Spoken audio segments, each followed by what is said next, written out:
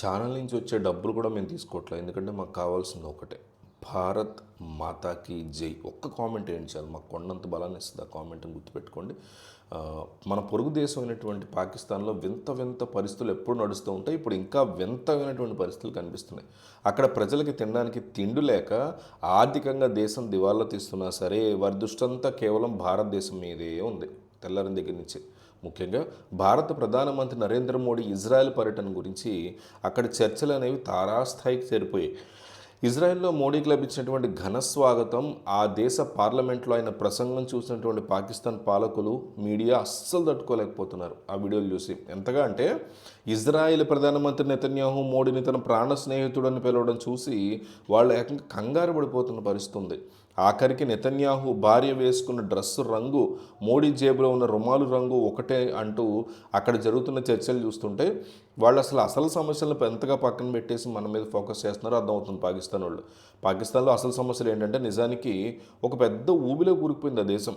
ఆ దేశ చట్టసభల్లోనే బయటపడ్డ లెక్కల ప్రకారం అక్కడ ప్రతి ముగ్గురులో ఒకరు దారిద్ర్య రేఖకి దిగువని బతుకుతున్నారు. ప్రతి ముగ్గురులో ఒకరు అంటే దేశ జనాభాలో దాదాపు 33% మందికి కనీస అవసరాలు కూడా తీరట్ల.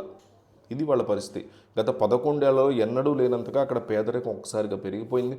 5 సంవత్సరాల క్రితం 22%గా ఉన్నటువంటి పేదరికం ఇప్పుడు 22%కి పైగా పెరిగిపోయింది.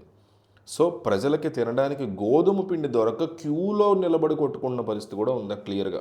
నిరుద్యోగం కూడా గత 20 ఏళ్లలో ఎన్నడూ లేనటువంటి స్థాయికి చేరిపోయిన పరిస్థితి ఉంది. దేశంలో ఆర్థిక అసమానతలు పెరిగిపోయి ధనవంతులు మరింత ధనవంతులుగా, పేదలు మరింత నిరుపేదలుగా మారిపోయిన సిచ్యువేషన్ ఉంది. ప్రజల యొక్క జీవన ప్రమాణాలు కూడా దారుణంగా పడిపోతున్న పాలకులు వాటిని ఏమాత్రం పట్టించుకోవడం మానేశారు.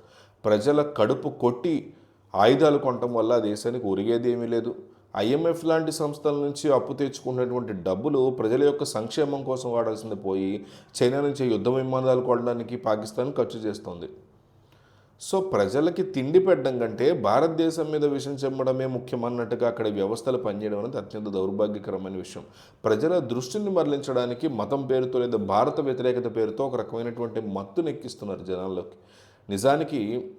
నిజాల్ని దాచి భయంకరమైన ప్రచారాలతో కాలం గడిపేస్తున్నారు. ఈ విధంగా సొంత దేశ ప్రజల యొక్క క్షేమాన్ని పక్కన పెట్టి కేవలం వేరే దేశాల మీద పడి ఏడవడం వల్ల పాకిస్తాన్ వేగంగా తాను నాశనం చేసుకునే బాటలో వెళ్తుంది. ఆల్రెడీ నాశనం అయిపోయింది కూడా దేశం.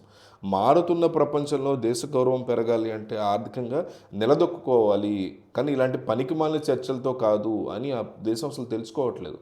సో దీని మీద మీ అభిప్రాయం ఏంటి? మీరేమనుకుంటున్నారు ఈ అంశం గురించి? కామెంట్ చేయండి.